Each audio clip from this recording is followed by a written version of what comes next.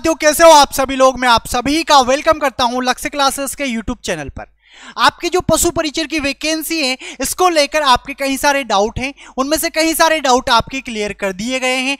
आज के वीडियो में हम बात करने वाले हैं पशु परिचर की तैयारी के लिए कौन सी किताबें पढ़ें। कई सारे स्टूडेंट हैं जिनके कमेंट कंटिन्यू आ रहे हैं कि सर कौन सी बुक्स बेस्ट हैं, हमें क्या पढ़ना है, किस तरीके से पढ़ना है, सिलेबस कैसे कवर होगा। इन सभी सवालों के जवाब आपको आज के वीडियो में मिलने वाले हैं। तो चलिए दोस्तों, आज का वीडियो स्टार्ट करते हैं। एक बार आप सभी को मेरा राम राम, जय जवान जय किसान। चलिए बात करने वाले हैं कौन कौन सी किताबें पढ़े। जिन्होंने अब तक टेलीग्राम ग्रुप को, इसके अलावा आपके जो व्हाट्सएप चैनल हैं, इनको ज्वाइन नहीं किया है, स्कैन करके ज्वाइन कर सकते हो। इसके अलावा लिंक आपको नीचे डिस्क्रिप्शन में प्रोवाइड करवा रखा है। बात करने वाले हैं आपके क्वेश्चंस कौन कौन से हैं। आओ देखो, आप लोगों का पहला क्वेश्चन, पशु परिचर परीक्षा पार्ट ए सिलेबस क्या क्या है। इसके अलावा क्वेश्चन नंबर सेकंड, पशु परिचर पार्ट ए के लिए महत्वपूर्ण पुस्तकें कौन कौन सी है, कौन कौन सी बुक हम पढ़े। क्वेश्चन नंबर थर्ड आता है, पशु परिचर परीक्षा पार्ट बी का सिलेबस क्या होने वाला है। क्वेश्चन नंबर 4 है, पशु परिचारक पार्ट बी के लिए महत्वपूर्ण पुस्तकें कौन कौन सी है, कौन कौन सी बुक्स हैं जिसके अंदर हम हमारा सारा सिलेबस कवर कर सकते हैं। अगला क्वेश्चन, पुस्तकों के माध्यम से नोट्स कैसे बनाएं। तो चलिए एक एक क्वेश्चन को यहां पर हम कवर करने वाले हैं। सबसे पहले बात करते हैं जो आपके पशु परिचर हैं, इसके बैच आपके स्टार्ट हो चुके हैं, ऑनलाइन ऑफलाइन। ऑफलाइन बैच आपके लक्ष्य क्लासेस उदयपुर सुबह 10 बजे से स्टार्ट हैं। इसके अलावा ऑनलाइन आपके जो बैच हैं, ये भी 11 अक्टूबर से आपके स्टार्ट हो चुके हैं। जो स्टूडेंट ऑनलाइन बैच लेना चाहते हैं, फीस है ओनली 999 रुपीज, जिसमें आपको part A part B complete मिलने वाला है। साथ में अदर फैसिलिटी भी आपको दी गई है, जैसे कि बेस्ट एजुकेटर्स हैं, इसके अलावा ऑडियो लेक्चर्स हैं, लाइव रिकॉर्डेड वीडियो लेक्चर्स हैं, smart e books e notes हैं, 11 एग्जाम पैटर्न टेस्ट सीरीज हैं, क्लास पीडीएफ हैं, प्रैक्टिस एमसीक्यूज हैं। आगे बढ़े, बात करते हैं आपके क्वेश्चन की, पशु परिचर पार्ट बी के लिए महत्वपूर्ण पुस्तकें कौन कौन सी हैं, कौन कौन सी बुक हम पढ़े। देखो मैं आपको थोड़ा सा डिटेल में बताता हूं। अगर आप लोगों ने किसी न किसी एग्जाम की तैयारी पहले से की है, तो आपका पार्ट है, जाहिर सी बात है कि स्ट्रॉन्ग होगा, अच्छा होगा, आप उसमें अच्छे नंबर ला सकते हो, अच्छे से कवर कर सकते हो, क्योंकि वहां से टोटल आपके 105 क्वेश्चन आने वाले हैं। बट ऐसे स्टूडेंट जो एग्रीकल्चर से बिलोंग नहीं करते हैं, एग्रीकल्चर उन्होंने कभी नहीं पढ़ा है, उनके लिए पार्ट बी टफ है और पार्ट बी को कवर करना है। तो कौन कौन सी किताबें पढ़े, कहां से पढ़े, कैसे पढ़े, सिलेबस क्या होगा। सबसे पहले बात करते हैं बुक के बारे में। जो आपकी किताबें हैं, तो आपको क्या करना है मैं आपको बता दूं। जैसे आपके पार्ट ए वाला जो सिलेबस है, उसमें आपके 6 क्लास से 10th क्लास तक की किताबें आपको पढ़नी है। लेकिन पार्ट बी के लिए अगर आप ऐसा करोगे तो कोई भी आपको सिलेबस नहीं मिलने वाला। कहने का मतलब है, जो आपके पार्ट बी है, जो पूरा का पूरा पशुपालन विज्ञान एनिमल हस्बेंड्री का है, तो आपके एनिमल हस्बेंड्री 10वीं क्लास तक नहीं है, वो आपके स्टार्ट होती है 11th 12th एग्रीकल्चर से। जो स्टूडेंट एग्रीकल्चर से बिलोंग करते हैं, जिन्होंने 11th 12th पढ़ा है या एग्रीकल्चर से बीएससी एग्रीकल्चर कर रहे हैं, उनको पता होगा, उनका पार्ट भी ऑलरेडी स्ट्रॉन्ग होगा। तो आप लोगों को क्या करना है, ये 11th क्लास की एनसीईआरटी की बुक है और इसको आपको पढ़ना है, पूरी बुक नहीं। इसके पीछे वाले जो चैप्टर हैं, देखो इसमें 3 यूनिट आपके दे रखी है। पहली यूनिट आपके दे रखी है कौन सी, एग्रोनॉमी की आपके दे रखी है। एग्रोनॉमी मतलब बालक होता है सस्य विज्ञान। कहने का मतलब है जितनी भी फसलें हैं वो सारी आपके यूनिट ए में है, एग्रोनॉमी में है। इसको आपको कतई नहीं पढ़ना है, क्योंकि आपके सिलेबस में फसलें नहीं है, आपके सिलेबस में ओनली पशुपालन विज्ञान है। इसके अलावा यूनिट बी में आपको हॉर्टिकल्चर के चैप्टर दे रखे हैं। किसके, हॉर्टिकल्चर। हॉर्टिकल्चर मतलब होता है उद्यान विज्ञान, जिसमें फलों का, सब्जियों का, सजावटी पौधे, औषधीय पादप, इनका अध्ययन किया जाता है। तो ये भी आपके सिलेबस में है। ये दोनों यूनिट आपको नहीं पढ़नी है। और यूनिट 3 आपकी आती है, जो इंपॉर्टेंट है, वो कौन सी है, एनिमल हस्बेंड्री है। और एनिमल हस्बेंड्री के जितने भी चैप्टर हैं, करीबन 4-5 चैप्टर हैं, ये सारे के सारे आपको कवर करने हैं। इससे आप आपके एनिमल हस्बेंड्री में, जैसे कि कई सारे टॉपिक है, एक तरीके से उम्र ज्ञात करना है, वजन ज्ञात करना है, पशुओं के रोग हैं, औषधियां हैं, ऐसे कई सारे चैप्टर इसमें आपके दे रखे हैं। यहां से आप कवर कर सकते हो आपका पार्ट बी का पशुपालन विज्ञान का सिलेबस। सर और कौन सी बुक पढ़े? क्या एक बुक से ही काम चल जाएगा? ओनली 11th एग्रीकल्चर ही हम पढ़े? ऐसा नहीं है, आपको 12th एग्रीकल्चर को भी पढ़ना पड़ेगा। और आपके जो 12th एग्रीकल्चर हैं उसके अंदर भी आपके 2 पार्ट दे रखे, सॉरी 3 पार्ट आपके दे रखे हैं, सेम है, एग्रोनॉमी है, हॉर्टिकल्चर है और एनिमल हस्बेंड्री है। तो आपको इन दोनों को छोड़ देना है और एनिमल हस्बेंड्री वाला जो पार्ट है जो आपके लास्ट में दे रखा है, ये चैप्टर आपको कवर करने हैं। इससे आपके जो पार्ट बी है, पार्ट बी की यहां पर मैं बात कर रहा हूं, जो पार्ट बी है जिससे आपके 45 क्वेश्चन आने वाले हैं, ये कवर हो जाएंगे। क्या सर सारे कवर हो जाएंगे? तो मैं आपको बताता हूं सारे कवर नहीं होने वाले, क्योंकि इसके अंदर पूरा कंप्लीट सिलेबस आपके नहीं है। जैसे कि पशु मेले आपके नहीं है, पशु गणना आपके नहीं है, कई सारे ऐसे टॉपिक है, डेयरी वाले टॉपिक हैं वो आपके नहीं है। सर डेयरी वाले टॉपिक कहां से पढ़े? क्या कोई ऑथेंटिक बुक है? तो हाँ बिल्कुल बताऊंगा, इसीलिए मैं आया हूं। 11th एग्रीकल्चर की बुक के बारे में मैंने आपको बताया किस नाम से आती है, तो कृषि विज्ञान के नाम से आती है। इसके अलावा एक और बुक बताता हूं, मैंने 2 बुक अब तक आपको बताई है, एक तो 11th क्लास, इसके अलावा 12th क्लास।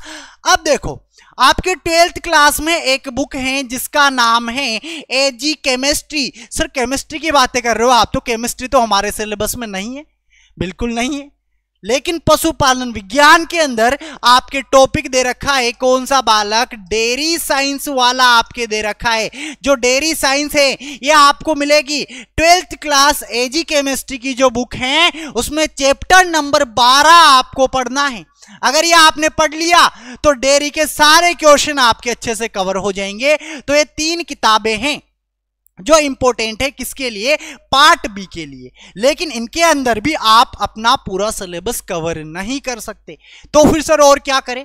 तो लक्ष्य क्लासेस के जो नोट्स आपको मिलेंगे, ठीक है, उनको आप पढ़े। उसके अंदर जितने भी टॉपिक आपके बचे हुए हैं सारे के सारे कवर करवाए गए हैं। जैसे कि पशु गणना हो गया है, और भी कई सारे अन्य टॉपिक हैं जो नए जुड़े हुए हैं, शब्दावली हो गई है, वो सब आपको डिटेल में कवर करवाया गया है। बट अगर आप बुक ही पढ़ना चाहते हो, आप लोगों के कमेंट मैंने पढ़े हैं कि सर बुक बता दो, बुक बता दो, तो बुक ये 3 है जो ऑथेंटिक है। एनसीईआरटी बुक की मैं आपको एडवाइस दूंगा, क्योंकि एक और बात मैं आपको बता देता हूं, आप लोगों ने जो साइंस वाला फील्ड है, मैथ्स वाला फील्ड है, उनकी जो किताबें आती हैं, गाइड वगैरह आती है, वो ऑथेंटिक आती है और डेटा आपके करेक्ट होता है।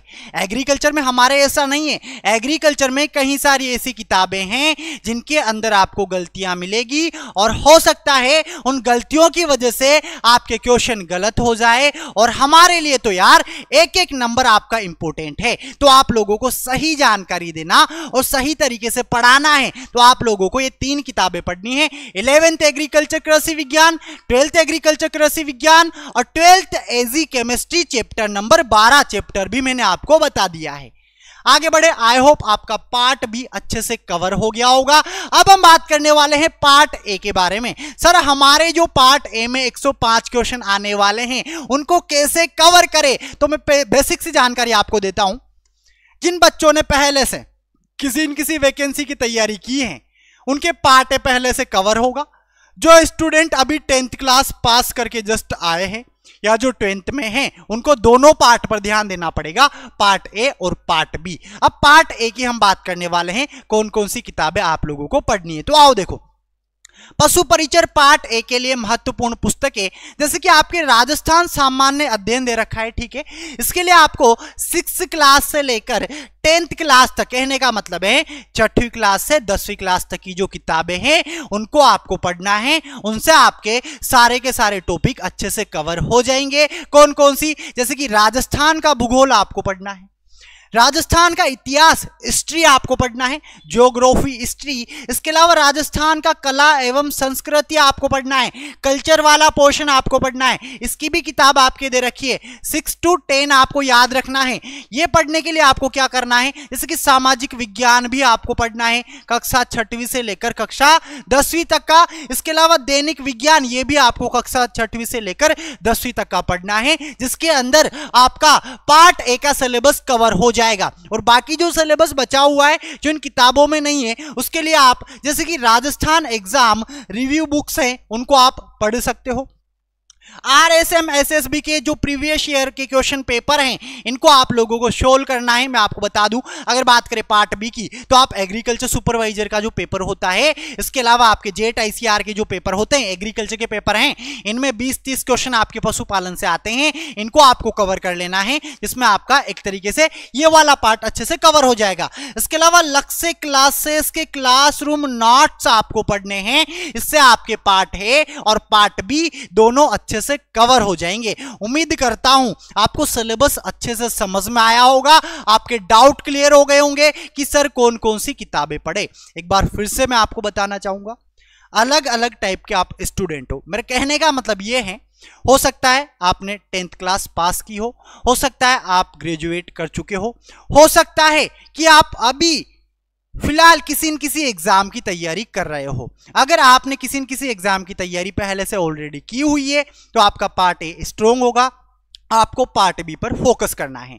और जिनका पार्ट बी स्ट्रोंग है, जो एग्रीकल्चर वाले स्टूडेंट हैं जिन्होंने 11th-12th अच्छे से पढ़ा है, उनको पार्ट ए पर ज्यादा फोकस करना है। और जो ऐसे स्टूडेंट हैं जिन्होंने अभी 10th क्लास पास किया है, उनको पार्ट ए और पार्ट बी दोनों पर फोकस करना है, तब जाके आप अपना सिलेबस अच्छे से कवर कर पाओगे। ठीक है, आगे बढ़े।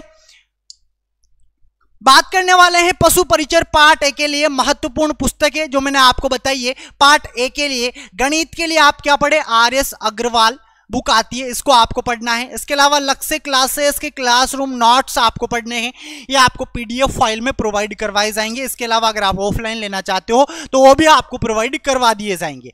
पुस्तकों के माध्यम से नोट्स कैसे बनाएं, यह सबसे इंपॉर्टेंट पॉइंट है। देखो, कोई भी एग्जाम अगर हमें फाइट करना है तो हमें एक रणनीति, एक स्ट्रेटजी हमें बनानी पड़ती है।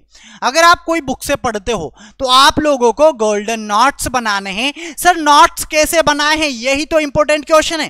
तो देखो, नोट्स बनाने का सभी स्टूडेंटों का अलग अलग तरीका हो सकता है। कुछ ऐसे टॉपिक हमारे सामने आते हैं जिनको हम एक टेबल में बना सकते हैं, टेबुलर फॉर्म में बना सकते हैं। तो टेबल बना के आप जो शब्दावली वगैरह है उनको याद करें। इसके अलावा वन लाइनर कहने का मतलब है एक एक पॉइंट बना के आप अच्छे से याद करें। आपको थ्योरी लिखने की जरूरत नहीं है, जो एक किताबें ऐसा नहीं है थ्योरी आप छाप लो तो फिर तो आपके नोट्स वो नहीं रहेंगे, वो किताब बन जाएगी, किताब का कॉपी हो जाएगा। आप लोगों को नोट्स बनाने का तरीका जो इंपॉर्टेंट है, जो आपको क्लास में बताया जाता है, बुक पे हाइलाइटर से हाईलाइट कीजिए, टेबल बनाइए, जो हाईलाइट की हुई लाइनें हैं उनको आप अपने नोटबुक में नोट कीजिए। और नोट्स हमेशा सीक्वेंस वाइज और टॉपिक वाइज आपको बनाने हैं। ऐसा नहीं है सब मिक्स कर दिया, फिर उल्टा पुल्टा होगा। जब आप एग्जाम देने जाओगे तो एग्जाम के पहले आपके माइंड में होना चाहिए कि हाँ यार, एक बार मैं मेरे खुद के बनाए हुए नोट्स पढ़ लूं। इससे क्या होगा, आपके सारे टॉपिक अच्छे से कवर हो जाएंगे और आपको याद होना चाहिए कि हाँ, मैंने इसमें सारा सिलेबस कवर किया हुआ है। एक और बात मैं आपको बता देता हूं, आजकल क्या है यार, डिजिटल वाला जमाना है, सभी बच्चों को पका पकाया मिल जाता है, किताबें मिलेगी, PDF फाइल मिलेगी। बच्चों ने लिखना बंद कर दिया, नोट्स बनाना बंद कर दिया, बट ये बिल्कुल गलत है। मैं आपसे कहता हूं, आपने 10th क्लास के अंदर एक चैप्टर पढ़ा होगा जिसका नाम है कंट्रोल एंड कोऑर्डिनेशन। वो आपको क्या सिखाता है, वो सिखाता है कि जब आप किसी भी चीज को आंखों से देखोगे, आपने किताब को देखा, आंखों ने देखा, माइंड में गया, माइंड के पास मैसेज गया, मैसेज हमारे हाथ के पास आया और हाथ ने पेन उठाया और हमने लिखना प्रारंभ किया। तो नोट्स जो हम बना रहे हैं इसमें हमारा माइंड पूरे तरीके से वर्क कर रहा है। और जब माइंड वर्क करेगा, आंखें वर्क करेगी, हाथ वर्क करेंगे, तो यार कुछ तो हमें याद रहेगा। लेकिन अगर आप चाहते हो कि हम तो डायरेक्ट पढ़ ले, किताब पढ़ ले, उस केस में ज्यादा समय तक आप याद नहीं रख पाओगे। रीजन, क्योंकि आपके माइंड ने ज्यादा वर्क नहीं किया है। तो आई होप आज का वीडियो आप लोगों को अच्छे से समझ में आया होगा। कोई डाउट है कमेंट के माध्यम से बताइए, आप लोगों को रिप्लाई दिया जाएगा। मुलाकात करेंगे अगले वीडियो में, तब तक आप सभी को मेरा राम राम, नमस्कार, जय जवान जय किसान, जय हिंद, बाय बाय।